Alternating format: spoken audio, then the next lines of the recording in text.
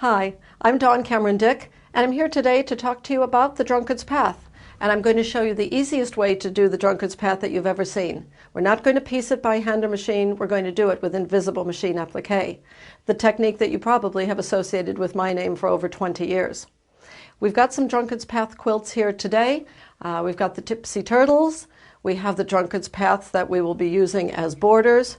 If you collect a lot of lovely batik fabrics, you could do something like the snowball quilt. We're not making a particular quilt today. What we're going to do is talk about the technique. My machine says that the length is on 2.4 and the width is on 3.4. So I'm going to take both of those down.